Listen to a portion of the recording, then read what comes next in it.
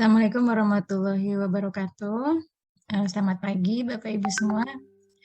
Melanjutkan materi hari ini terkait bahan penolong. Mungkin bisa lanjut ya. Bahan penolong ini sebenarnya bisa temenan atau saudaraan ya dengan bahan tambahan pangan. Mungkin Bapak Ibu sebenarnya sudah pakai, cuma mungkin belum tahu bahwa itu adalah bahan penolong. Saya mulai dari regulasi apa yang mengatur tentang bahan penolong. Di Indonesia sudah ada 2 regulasi. Mohon maaf ya. Yang pertama regulasinya adalah Peraturan Badan POM Nomor 28 Tahun 2019 tentang bahan penolong dalam pengolahan pangan. Ini Peraturan Badan POM pertama, ada 26 pasal dan 12 lampiran. Ini lebih lanjutnya bisa dilihat di subset yang tadi Bu Evi sampaikan. Nah, yang kedua ini Peraturan Badan POM Nomor 20 Tahun 2020 tentang perubahan atas Peraturan Badan POM Nomor 28 Tahun 2019 tentang bahan penolong dalam pangan olahan. Ini hanya 2 pasal dan 5 lampiran. Jadi maksudnya perubahan atas ini kedua peraturan ini tuh dua-duanya masih berlaku. Jadi bukan berarti bahwa Peraturan Badan POM Nomor 20 Tahun 2020 itu menggantikan yang 28 2019, tapi kedua peraturan ini masih berlaku terkait bahan penolong dan saling melengkapi. Jadi dua-duanya harus digunakan dan diimplementasikan. Bisa lanjut?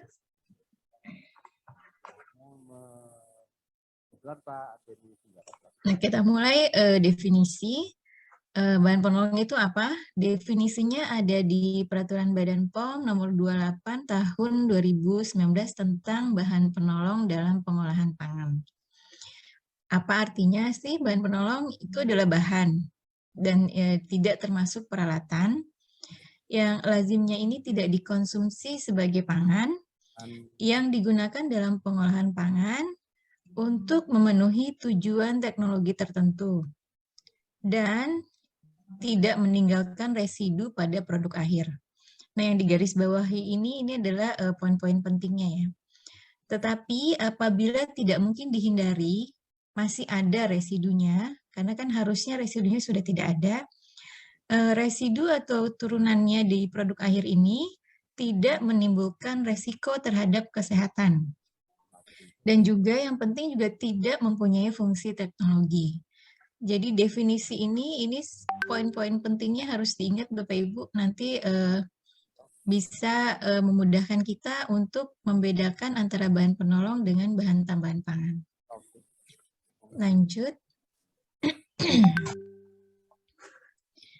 Nah, di peraturan ini juga nanti akan diinfokan tentang batas maksimum residunya itu ada yang CPPB. Maksudnya cara CPB singkatan dari cara pengolahan pangan yang baik. CPPB, batas maksimum residu CPPB itu maknanya apa? Itu adalah jumlah residu ya, ini jumlah residu itu adalah sisa yang diizinkan terdapat pada pangan dalam jumlah yang seminimal mungkin. Maaf, bisa back. Sebagai konsekuensi dari penggunaan bahan penolong menurut cara produksi pangan yang baik. Kalau tadi di BTP itu adalah batas maksimum CPPB, kalau di bahan penolong batas maksimum residu CPPB. Mungkin bisa next.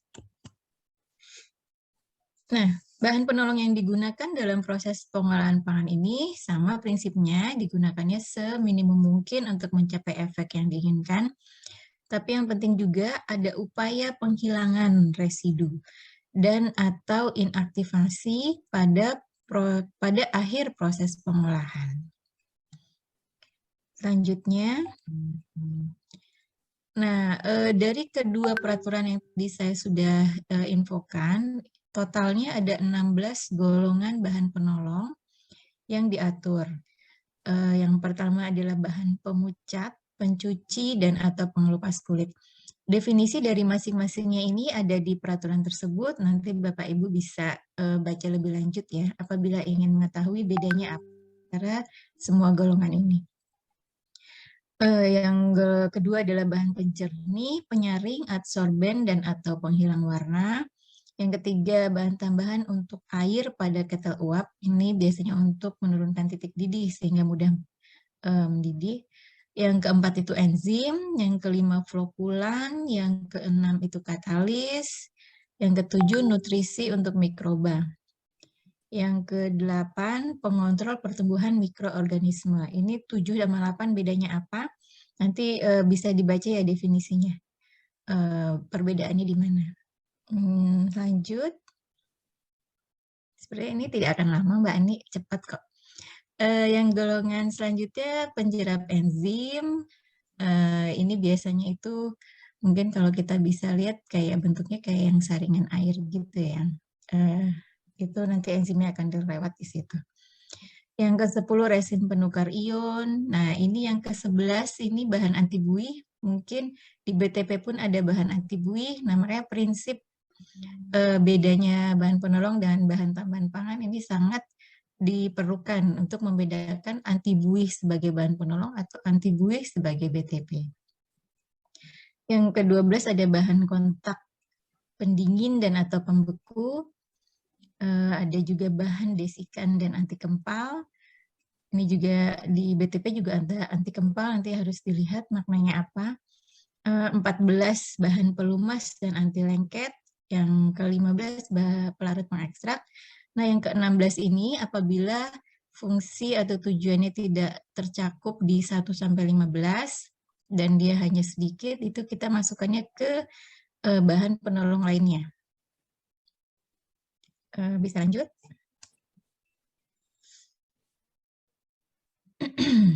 Nah, sama juga prinsipnya di bahan penolong juga dilarang menggunakan bahan penolong untuk tujuan menyembunyikan penggunaan bahan yang sudah tidak memenuhi persyaratan dan cara kerja yang bertentangan dengan cara produksi pangan yang baik untuk pangan, juga tidak boleh untuk menyembunyikan kerusakan pangan. Ini prinsipnya sama dengan BTP, tadi juga mungkin sudah dijelaskan. Selanjutnya,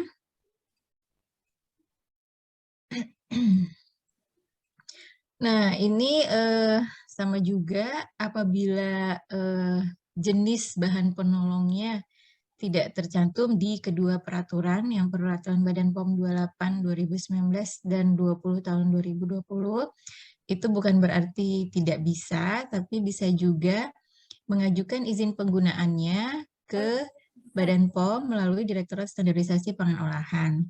Formulirnya ada di Peraturan Badan POM nomor 28 2019, apa saja yang perlu dilengkapi di sana. Nah, nanti bisa diajukan melalui aplikasi dan itu waktu pengkajiannya itu persetujuan atau penolakan paling lama itu 85 hari kerja itu dihitung sejak permohonannya itu sudah kita nyatakan diterima secara lengkap. Selanjutnya, nah di bahan penolong juga yang digunakan itu wajib memenuhi persyaratan keamanan dan mutu. Jadi bahan penolong yang digunakannya ya, persyaratan keamanan dan mutu ini maksudnya spesifikasinya itu sesuai dengan ketentuan peraturan perundang-undangan, standar, dan atau persyaratan keamanan dan mutu lain yang diakui. Misalnya Kodeks Makanan Indonesia, Food Codex Chemical, JECFA, dan lain-lain. Ini bisa di browsing aja ya, apa itu KMI, FCC, JECFA. Sama dengan BTP sih ini spesifikasinya. Nah, ini ada persyaratan khusus untuk jenis bahan penolong hidrogen peroksida dan natrium hipoklorit. Ini persyaratannya bisa next. Apabila akan menggunakan hidrogen peroksida dan natrium hipoklorit, hidrogen peroksida yang digunakan itu konsentrasinya 35% volume per volume. Dan apabila mau menggunakan natrium hipoklorit sebagai bahan penolong, itu konsentrasinya 15% volume per volume. Ini yang boleh digunakan sebagai bahan penolong di pengolahan pangan. Next. Nah, tadi prinsip bahan penolong itu kan harus diikuti dengan upaya penghilangan residu atau inaktivasi pada pangan, agar tersisa residu sekecil mungkin sehingga tidak berfungsi lagi secara teknologi dan tidak menimbulkan risiko kesehatan. Nah, cara-cara penghilangan residu atau inaktivasinya itu bagaimana? Itu bisa dengan pemanasan, karena biasanya dengan pemanasan dia akan enzim mungkin jadi tidak aktif atau senyawa jadi berubah strukturnya. Bisa juga dengan pengaturan pH. Pengaturan pH-nya bisa dengan menggunakan BTP pengatur keasaman yang diizinkan, dan biasanya nanti diikuti dengan penyaringan atau sentrifugasi. Atau bisa juga dengan penyaringan, bisa juga dengan pengangkatan, atau cara lain yang menurut nanti tim ahli atau kami bahwa itu sebenarnya sudah merupakan cara penghilangan residu atau inaktivasi. Jadi tetap tidak tertutup kemungkinan, tidak hanya 1-4, tapi bisa jadi kemungkinan ada cara-cara lain yang menurut pengetahuan itu bisa sebagai cara. Selanjutnya,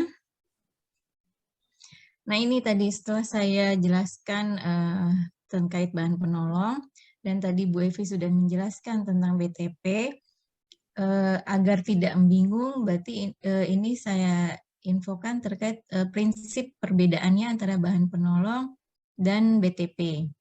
Mungkin tadi bisa dilihat dari definisinya pun sudah berbeda.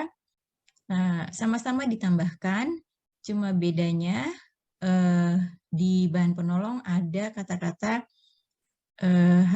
harus ada upaya penghilangan atau inaktivasi. Kalau di BTP di produk air harus sudah ada, harus tetap ada. Ada juga intinya di situ terkait proses penghilangan, sama-sama digunakan selama proses pengolahan pangan. Tadi sudah saya ulang-ulang, jadi intinya di nomor 3, kalau bahan penolong harus ada upaya penghilangan, kalau di BTP tidak perlu ada upaya penghilangan. Jadi makanya ketika pengajuan bahan penolong, flowchart atau skema produksi di pangan olahan itu sangat diperlukan untuk kita melihat apakah ada upaya untuk menghilangkan bahan ini dari proses pengolahan pangan. Selanjutnya, nah ini hanya contoh, salah satu contoh aja, misalnya penggunaan hidrogen peroksida yang informasinya digunakan pada proses pengolahan kikil. Tadi kan secara spesifikasi persyaratannya yang digunakan itu konsentrasinya 35%. Kemudian larutan hidrogen peroksida ini kan digunakan untuk merendam kikil. Nah, bagaimana sih menghilangkan residu hidrogen peroksida itu? Nah, secara sifat kimiawinya, fisikokimia hidrogen peroksida itu apabila dilarutkan dengan air, itu dia akan bereaksi menghasilkan suatu senyawa yang berbeda. Jadi sudah tidak dalam bentuk H2O2 lagi, nanti dia akan berubah menjadi H2O dan akan bercampur dengan air. Jadi secara reaksi kimia, hidrogen peroksida kalau ditambah air, dia akan berubah bentuk. Sehingga menurut tim ahli atau berdasarkan pengetahuan, itu sudah termasuk suatu upaya untuk penghilangan. Next. Nah, itu sudah paparan terakhir. Alhamdulillah, mudah-mudahan Bapak Ibu sudah dapat memahami terkait bahan penolong dan bedanya dengan bahan tambahan pangan. Terima kasih. Assalamualaikum warahmatullahi wabarakatuh.